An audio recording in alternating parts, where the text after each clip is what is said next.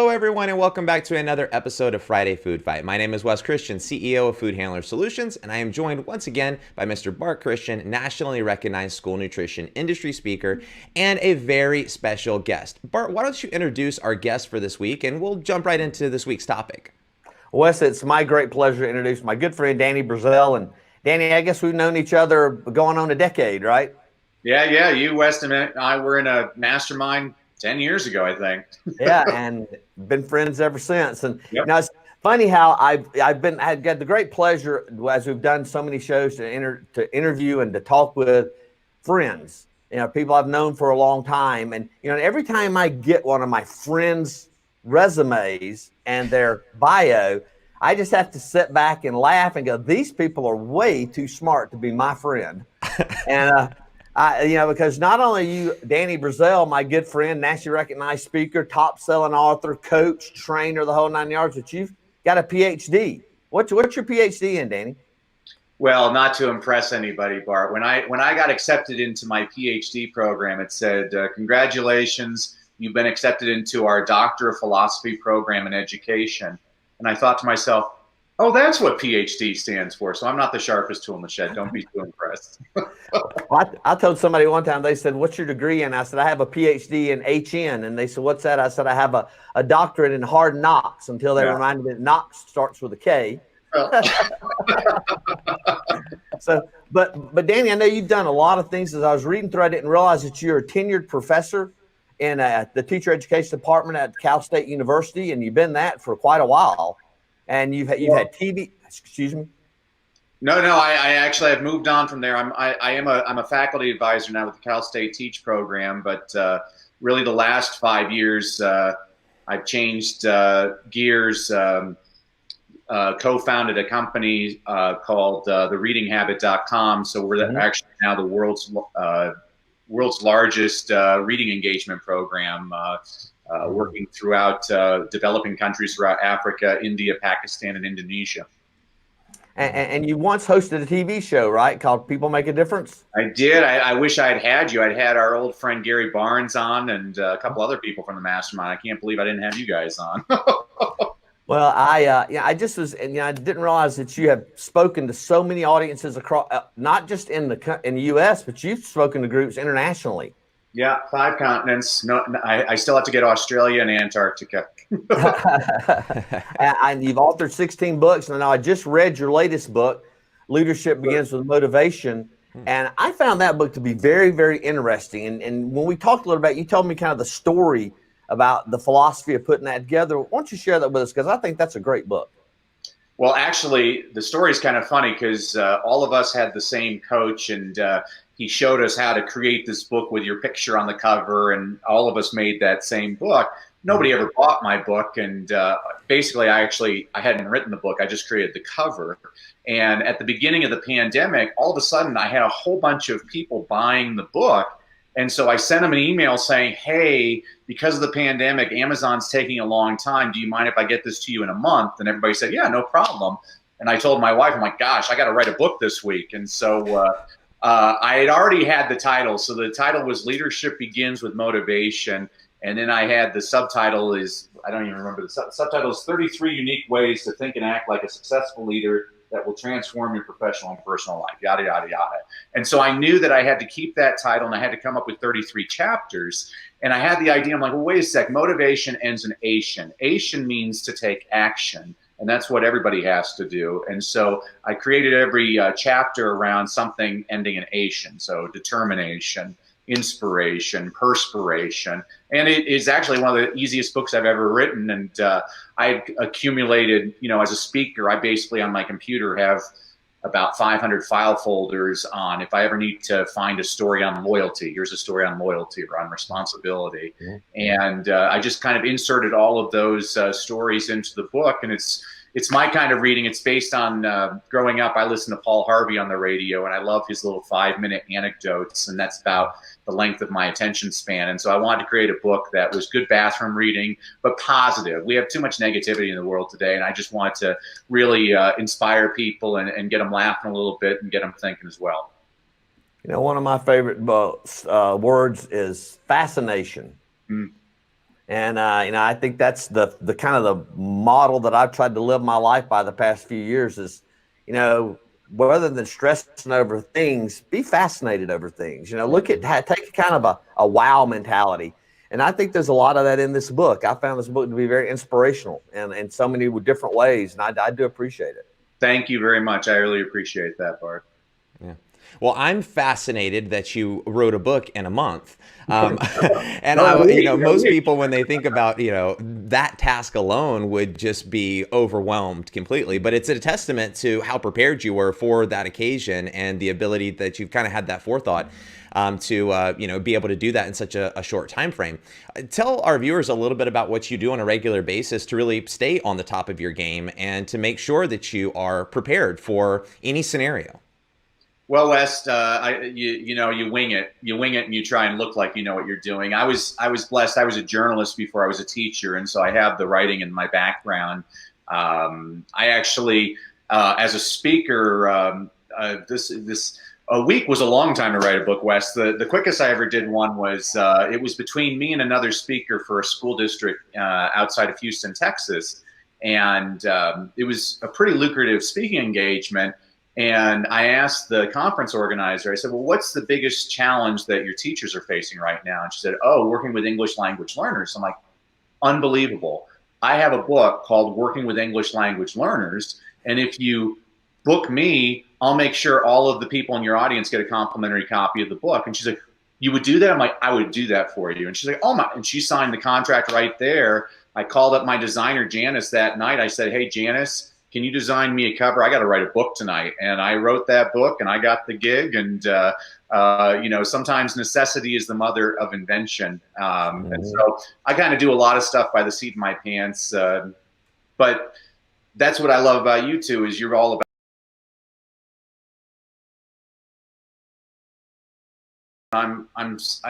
I'll speak at these conferences, and there's always at least one of the speakers is called a thought leader.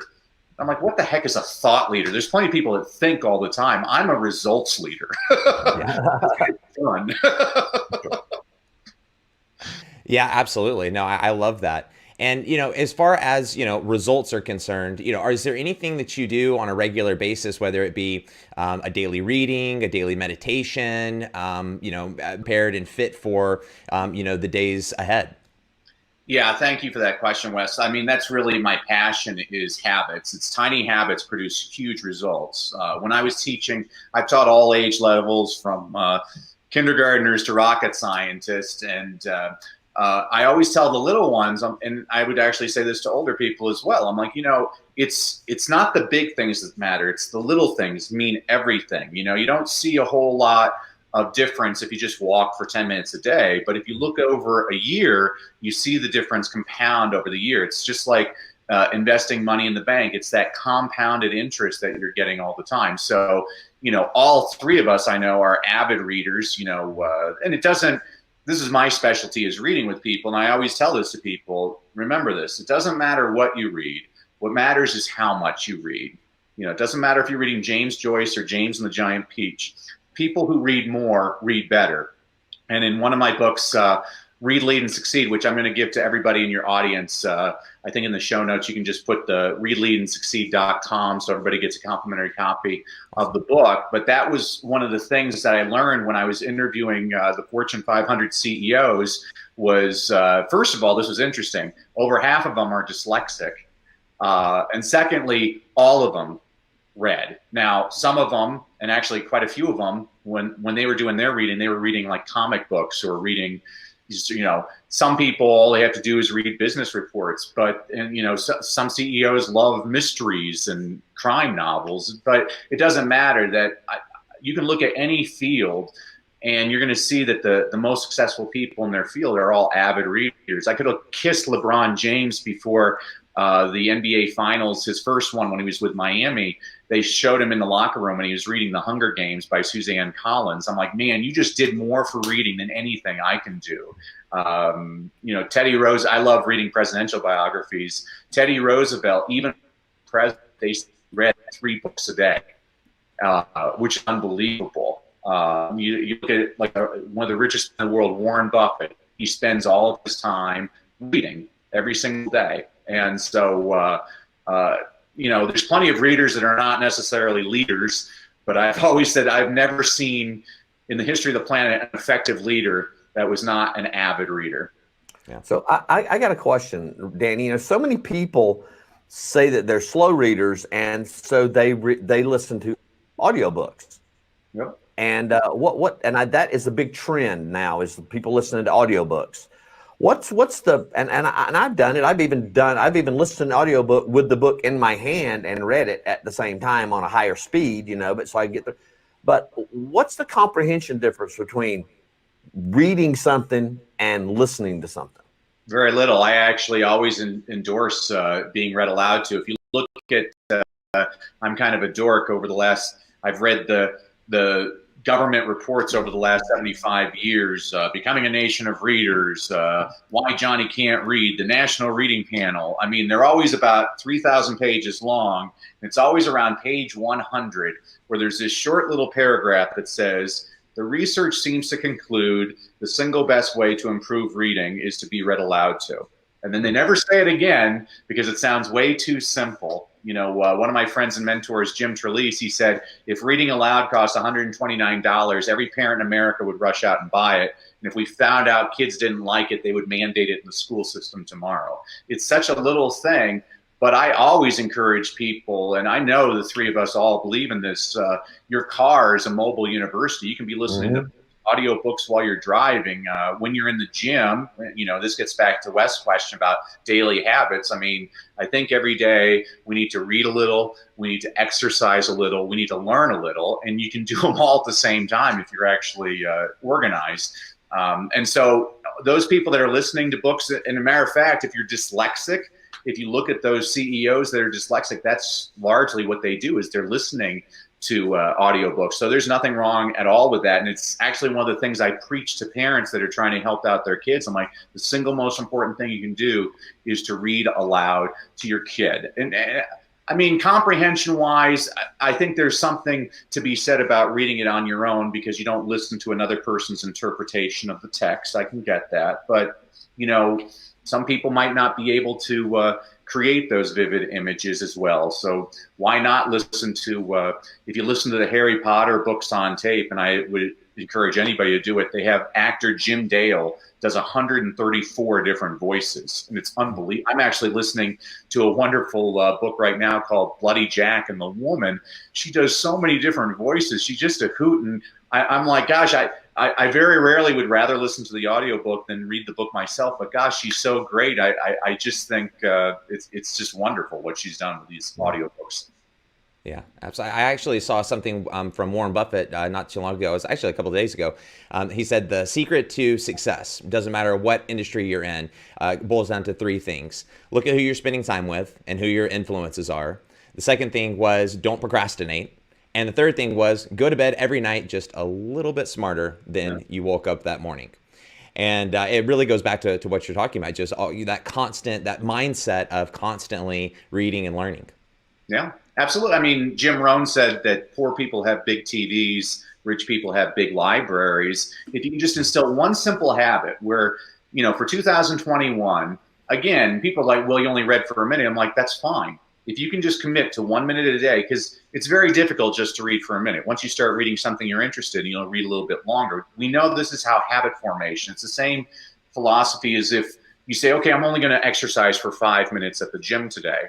That's great. Because once you get to the gym, it's very difficult. You're like, I'm already here. Why am I just going to spend 5 minutes? But even if you just did 5 minutes, that's 5 more minutes than you were doing before. And over time, you're going to see a huge amount of progress. So I completely agree with what you're saying, Wes. I mean, put something positive next to your bed. One of the best tips I give people is turn off the TV news and read something positive. And I don't understand why people sit there and they read the news. Unless you're going to do something about it, does it serve you? If it doesn't serve you, if it only just makes you angry, then get it out of your life. Read something positive, something motivational. There's plenty of options out there. That I wanted to write a book that got people thinking about possibilities rather than worried about political differences or natural disasters and feast and famine happening in the world. So enrich your life. Don't set yourself up for failure. Oh, amen to that. And Wes, I'm going to jump ahead a little bit to a question here because I think if it kind of goes along this. Danny, what's the connection? You know, most of our audience is primarily, not exclusively, but primarily people who work in the child nutrition industry. So, what is the connection between good nutrition habits and good reading habits? Guys, that's a cool question, Bart. I mean, there was actually, I read an article of all places, Cigar Magazine. I was in a waiting room, and that was the only thing they had to read. And as President Reagan said, his biggest fear in life was being stuck in a hotel with nothing to read. That's basically my biggest fear in life, is being stuck in a waiting room. And I usually have this policy not to touch magazines that sick people have been touching all day, but I had nothing else to read. And there was this great article in Cigar Magazine that in Cuba, when the people are rolling the cigars, they have a person standing at a microphone reading books to all of these people. And Cuba, a communist country, has like a 100% literacy rate because everybody's being read to all the time. It's a healthy habit. I mean, this is something that all of the people that you're serving, nutrition, why not have books being read in the cafeterias? And to me, if I'm a cafeteria worker, it also gives me something positive to listen to. I mean, instead of whining kids all day and people complaining, there's actually a great series. A friend of mine, Jarrett, I can never pronounce his name. Jarrett Krozaska, I think. Yeah, the lunch lady superhero guy. Lunch lady books, they're just fantastic. Because let's face it, when you're a cafeteria worker, my father was a librarian, and I don't care what media you ever watch, they always portray the librarian in a very specific way. They're always squirmy, glasses, nerdy. And it's the same thing with like a lunch lady. The lunch lady's always got to be this gruff lady in a hairnet, serving sloppy joes and yelling at the kids. And we all know that that's not true. And so, again, for your industry, this is a great way to incorporate literacy, is to get some audiobooks online while the kids are eating. And, I was blessed. I taught for many years in the inner city, and it was fascinating to me, like, just seeing the differences between the schools I went to and the schools my students were going to. I mean, they were serving pizza at breakfast. I'm like, wow, you're creating a really bad habit in the kids. And just by doing some simple things, there was a great study at Harvard did a study. By the way, whenever I cite research, I would say Harvard did the study. So makes you sound much more knowledgeable. So Harvard did this study. I think it was at Massachusetts General Hospital, and it was for the doctors and the nurses in the hospital cafeteria. They only had bottled water inside 2 refrigerators, and so they just redesigned the cafeteria so they still had the water in the refrigerators, but then they put them in baskets throughout the cafeteria. And just that one thing increased water consumption at the hospital by 24% in the first month. And it was funny because they asked people, well, why are you drinking water? And they're like, oh, no, because I was thirsty and all this. And they're like, no, that's not true. They didn't even realize they were doing it consciously because soda consumption was going down when they had water as an offering. And so these are the types of things that in child nutrition is, well, what can we do to improve people's habits? There's a great book by James Clear called Atomic Habits. And I love one of the things he talks about was he always likes to eat apples, but whenever he buys apples, he puts them in the bottom of his refrigerator, and 3 weeks later they would spoil. And he's like, eh. So he just started putting the apples out on the counter, and now he eats the apples all the time. It's simple little things. We try to overcomplicate everything.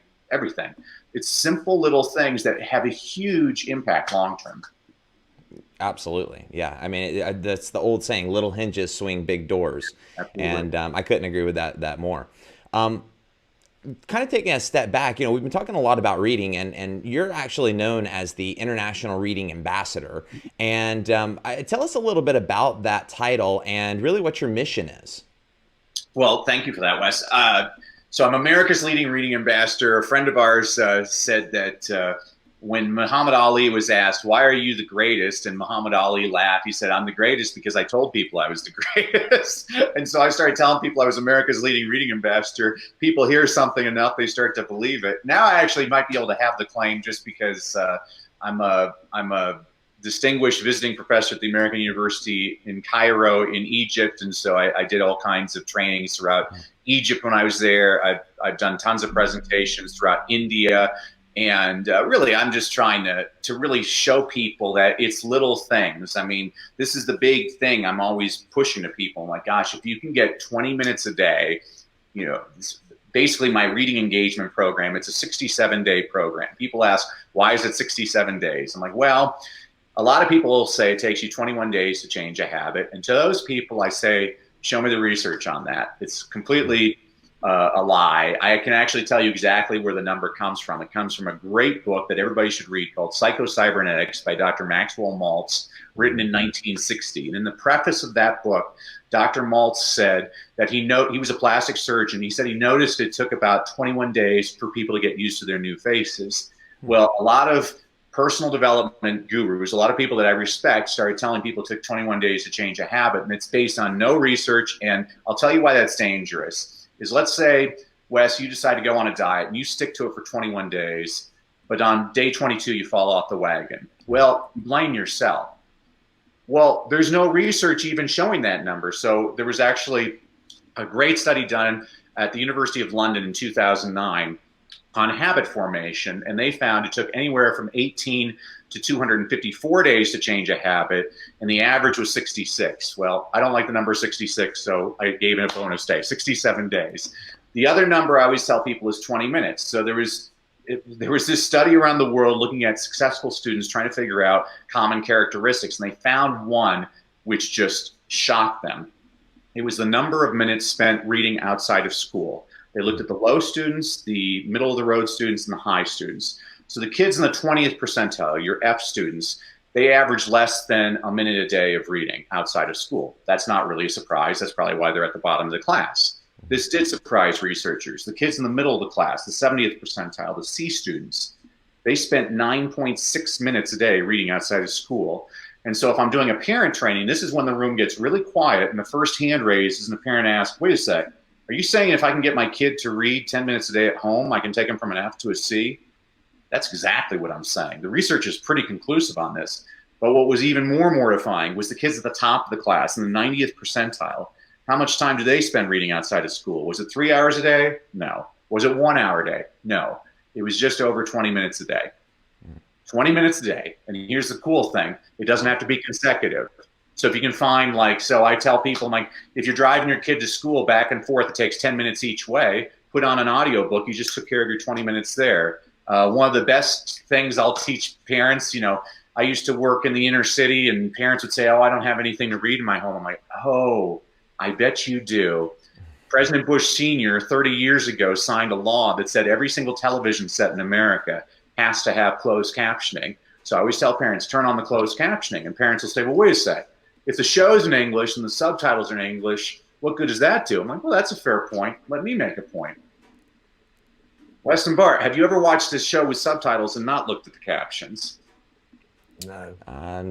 No. I mean, I kind of watch. Yeah, I look at the captions. Yeah, it's very difficult to do. Your brain is drawn to those captions, and there's actually research that supports this. So if you look at reading scores around the world, the more kids watch TV, what do you think happens to their reading scores? Do they go up or they go down? Down. They go down all the time in every country in the world except for one.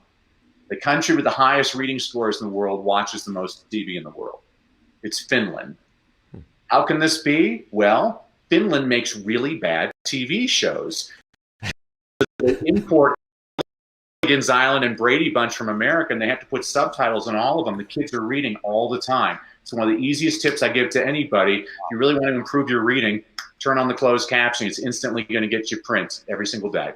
That's a great tip. Yeah, that's a really good tip. I've never thought about the closed captioning because I mean I do. If there's closed captioning on, I read it, even if it's just out of curiosity to see how accurate the closed caption is. I still read it. Absolutely. It might not be the best spelling exercise, but it is good for helping you get exposure to print.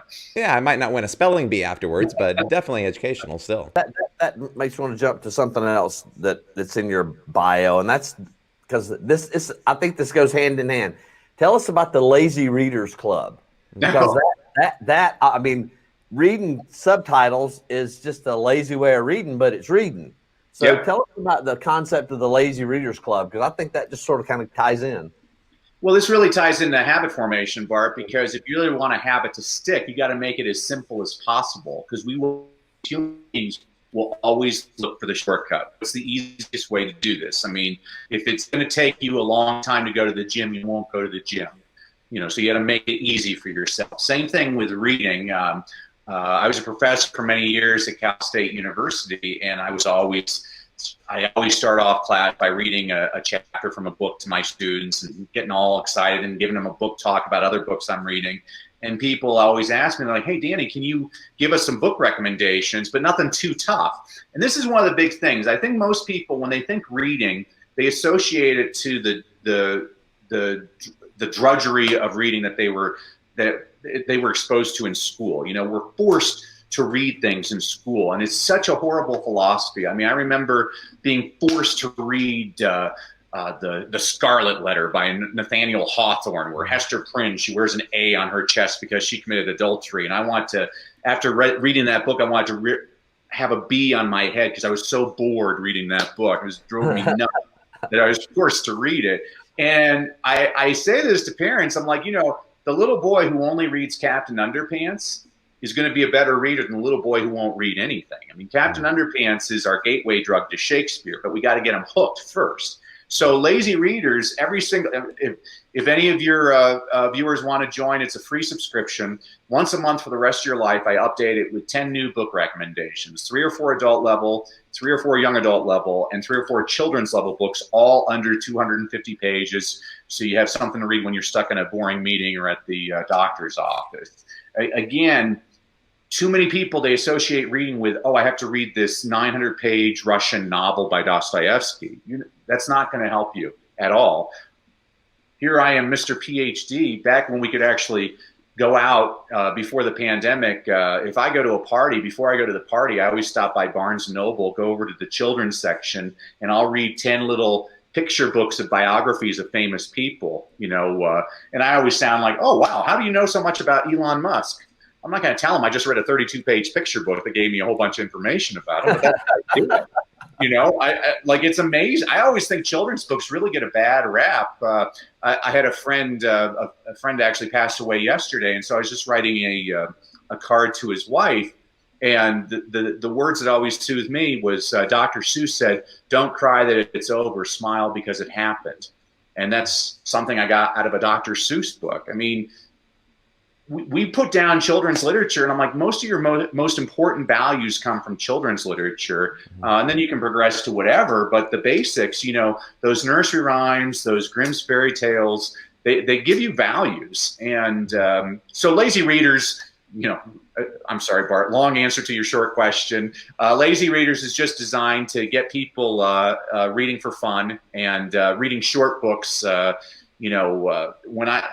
Again, I love presidential biographies. One of my favorite books is The Rise of Theodore Roosevelt by Edmund Morris. It actually won the Pulitzer Prize in 1979, and it impressed President Reagan so much he made Edmund Morris his official biographer. And it's part of a trilogy. The Rise of Theodore Roosevelt takes you to the moment Teddy Roosevelt becomes president. Theodore Rex is the second book in the series. It takes you through the Roosevelt presidency. And the third book in the series is called Colonel Roosevelt, which takes you through what he did after his presidency. And in The Rise of Theodore Roosevelt, I mean, unbelievable. I mean, he was sick all the time as a kid, so he spent all of his time reading. And he was a speed reader. He had a photographic memory. He could read in 6 languages. They say you could give him an 800-page book in Latin at dinner, and he would quote pages to you at the breakfast table. They estimate by the time he was 30 years old, Teddy Roosevelt had read over 20,000 books. So now you have to say what my little ones used to say, wow. Wow. Yeah. Yeah. Wow. So I'm like, all right, kids. All right, kids, we got to read a lot of kids' books. I mean, I always tell people that I read 10 books a day now. Many of them are scratch and sniff and pop up, but I do read 10 books a day. So it makes you more interesting. That's what is great about reading. I love that word you gave earlier, Bart, fascination. We should be fascinated. One of the reasons I was a journalist was I was always curious to learn about totally different things. And I think if you're not learning, you're not growing. And so lazy readers is just a way to really kind of open up people's curiosity and give them that fascination you were talking about. Yeah. Well, it sounds like the scratch and sniff might also be an at-home COVID testing kit built into one, so you get a double whammy. Speaking about kids' books and really promoting to our students, you mentioned LeBron James earlier and that image of him reading before the NBA championship back when he was with Miami. He's obviously an influential person. We see him on television. People look up to him. But what I think a lot of school nutrition directors and school nutrition employees don't realize a lot of time is that the kids that walk through their line on a daily basis also look up to them as role models and influencers. What are some things that school nutrition directors and school nutrition professionals across the country can do to really help promote this I guess mind shift and really help promote reading to their students? Yeah, I mean, thank you for that, Wes. I mean, no matter what you do, you're always a teacher and a role model. And like it or not, if you're in nutrition and the kids are seeing you every day, they're looking at you. I tell this to parents. I'm like, giving a kid a passion for reading is like giving a kid a cold. You can't give it if you don't got it. Kids aren't stupid. They watch us all the time. And if they always see, if they see the nutritionist going out back to have a smoke, well, that's being imprinted on their brain. If they see the school nutritionist always providing healthy options, always providing a smile. I mean, as a teacher, that was a big one for me. I always, I did a meet and greet with my students as they came into my door, whether it was my little ones or my older ones. Every single student I would spend about 15 to 20 seconds with as they came in the door, and I would say something positive to them. And the reason I did that was because I realized I might be the only person to say something positive to this kid today. That's very important. As a nutritionist, I mean, you're a role model to those kids. Can you smile? Can you address them by their name? Teach them some good habits, like always look at me in the eye and say good morning to me or good afternoon. And as reading, again, what I said earlier, I'm a big fan of and a big advocate of having time in the cafeteria where there's a book being read aloud, and you could have like the head nutritionist doing the read aloud. We've done that when I used to run my nonprofit. We did that at schools, and it was amazing at the end of the year how many of the kids, when they were talking about the year, that was the one thing that stood out with them. They loved coming into the cafeteria because they were always read aloud to. And even at a middle school, when I taught at my middle school, I had this, I taught 8th grade special education, which it wasn't special education. It was 16 boys that nobody else wanted to teach, 8 African-American, 8 Latino. And if they weren't miserable enough, they got stuck with the white dude as the teacher. And I was the first teacher in that school to have 0 tardies. And the reason I had 0 tardies is because I always started class with a Paul Harvey story. And the kids always wanted to hear the Paul Harvey story. What's it? And this is what I'm always trying to do now. And I realized I made a big mistake when I did the Leadership Begins with Motivation book, because I think it's really cool. There's all these great stories. But when I read it again, I'm like, wait a second. Most of these stories are about white men, Americans. I'm like, wait a sec. I need to write a new book. And so the book I'm working right now is more female, minority, international people, to show people, I was teaching 5th grade 25 years ago, and I remember I had a student. He said, "Hey, Miss Brassell, my mama says the reason they call it the White House is because you got to be white to live there." And now I could say, "Not anymore." That's what reading does. Is it shows you all these different opportunities. And so I think it's really important that kids. I was reading a story. I wrote, there's actually a great podcast out there by Mike Rowe, the guy that does Dirtiest Jobs, called The Way I Heard It. And it's basically his homage to Paul Harvey, these quick little anecdotes. And he has a couple of them that are updated. So he has one story I love called the story of Peter Hernandez. Do you know Peter Hernandez, the musician? Mm-hmm. You may have never heard of Peter Hernandez. Peter Hernandez was born in Hawaii. His father was a drummer from Brooklyn. His mother was a singer from the Philippines. And from a very young age, Peter, he had style. He could dance. He could sing. And at age 4, he was the world's youngest Elvis impersonator. And then he gradually improved. He became James Brown and then Michael Jackson. He was so naturally talented. At age 18, his parents scrounged their savings, They bought him a one-way ticket to Hollywood so he could sign a big record deal. And within 1 week, he signed with the largest record label in the world. And they said, Peter Hernandez, we're going to make you the next Enrique Iglesias. Peter's like, I don't want to be Enrique Iglesias. They're like, well, with a name like Hernandez, we're going to make you a Latin pop sensation. He's like, I don't want to be a Latin pop sensation. I want to do rock and roll pop. I want to do Michael Jackson, James Brown. They're like, well, you're going to do it because you signed the contract. He said, rip it up. And they looked at him. They said, if we rip up this contract, we're going to tell every other record company your name, and you will never be able to sign another record deal again. He told them to rip it up, and they were true to their word. They made sure everybody knew who Peter Hernandez was, and he was down to his last dollar, couldn't get any work. Looked up at the stars one night as he was praying to heaven, and all of a sudden he got an idea. He started laughing to himself because his dad was a big professional wrestling fan. He thought of his dad's favorite professional wrestler. And as he looked at the stars, he said, you know what, I need to make a change. So he changed his name. And since Peter Hernandez changed his name, he sold over 150 million records worldwide. He's won 8 Grammy Awards. And he's performed at the halftime show at the Super Bowl, not once, but twice. That was the night that Peter Hernandez changed his name to Bruno Mars. And so these are the stories that got my guys. Like, they always, when you get kids looking at like this, that's what you want to do. You got to be interesting, though. And that's, I mean, I read plenty of bad stories, too. But every time I'll read a book, the whole book can stink. But if there's one gem, then that book was totally worth it. Yeah, absolutely. That's an amazing story. I'd never heard that story before. I never heard that either. Yeah. So in our last couple of minutes, I'd love to hear your thoughts on kind of a little bit of what's going on in the world right now. Obviously, this has been a very challenging year for many school nutrition professionals and just people in general. I mean, we've all been going through just various shutdowns, stay-at-home orders, and what effect do these learning remotely, virtual learning, school closures, what effects did these things have on students and their reading? Well, they're definitely going to have negative effects. I mean, my heart is really for children in poverty, and we're going to see that children in poverty were particularly negatively affected by this pandemic. It's devastating, and but I'm the optimist. I always look at the positives that come from things, and if there's one constant we've had in the history of the world, it's change. You know, we have to learn how to change.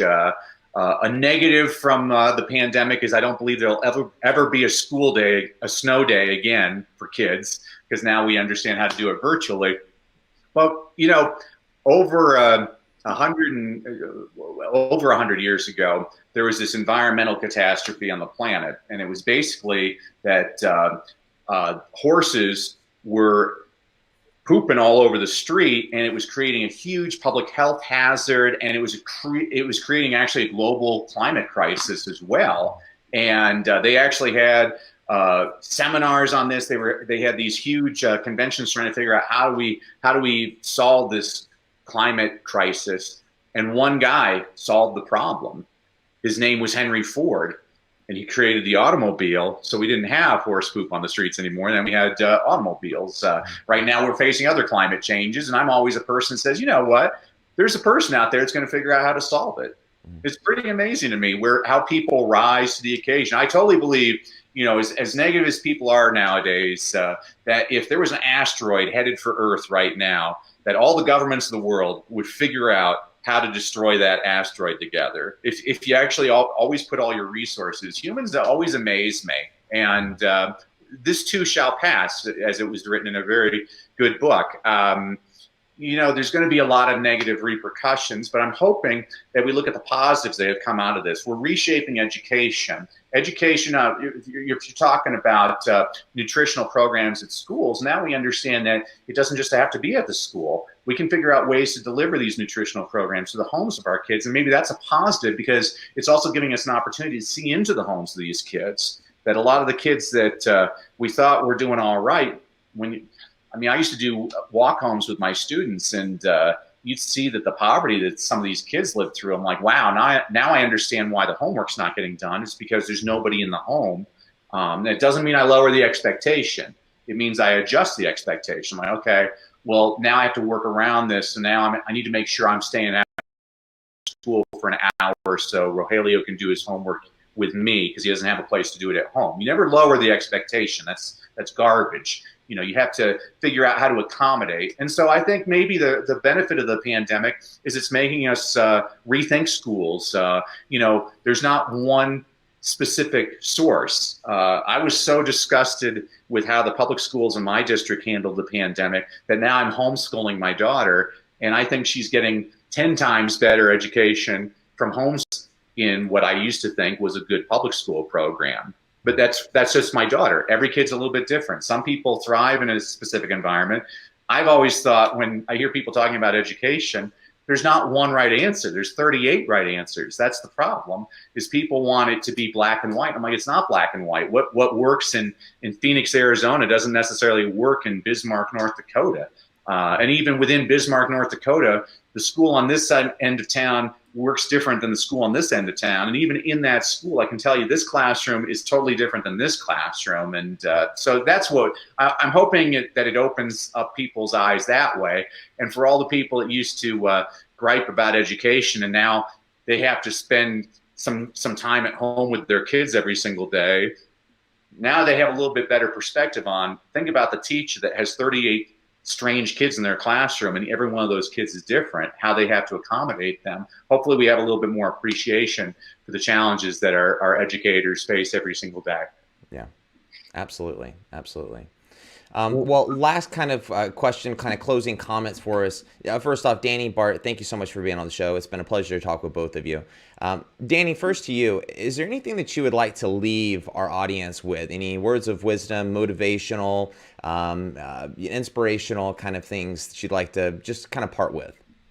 Well, again, thank you, Wes. I mean, it's basically what we've been talking about is it doesn't have to be the big thing. It's usually the little things that make all the difference, you know. So when I do reading engagement with kids and with teenagers and now with adults as well, you know, what I'm trying to do is schools do a decent job of teaching kids how to read, but what good is it knowing how to read if you never want to read? I teach kids why to read because I've never had to tell a kid, go watch TV. I've never had to tell a kid, go play a video game. And I never want to have to tell a kid, go read a book. I want them to think it's so freaking awesome that my punishment is I won't let them do it. When you can make it into punishment, you know you're on the right track. And so all these people that are worried you're maybe self-conscious because you're not a good reader, there's no such thing as not a good reader. You always put the word yet. You can get better. Reading is not, there's all kinds of things called reading disabilities. Just so you know, every reading disability is curable.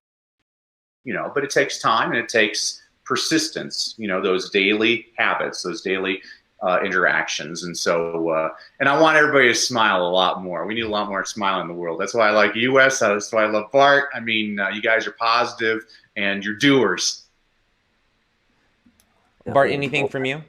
Well, you know, Danny, thanks. So the first thing I want to do is encourage everybody to go to the show notes when we get finished, get a copy of Danny's free book, go to the Lazy Readers Club. I've been on the site. There's so many. It's just there's great information there, and the book recommendations are great. And you know, and I encourage you to try to get a hold of Danny because he is probably one of the brightest lights in the world right now. I got to say that. And Danny, you said something earlier. You said this too shall pass. I got something else that comes from that same book, and that same really good book. And I used it last week on our show, and or a couple weeks ago on our show, and it's this: think on those things that are good and that are lovely and that are perfect and that are edifying to your neighbors and edifying to yourself. Think on those things because, this world, in my personal opinion, is built around dividing us and tearing us down.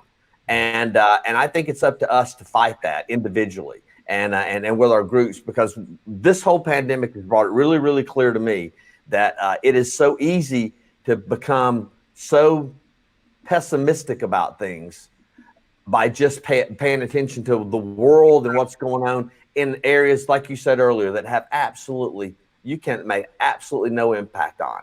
So think on those things that are going to build you, edify you, and start with a good book, a good audio book, and Danny's got the resources to line you in that direction.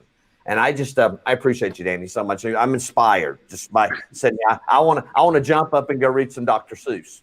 Thanks for that, Bart. Actually, I should tell people the book that you'll get, the Read, Lead, and Succeed book.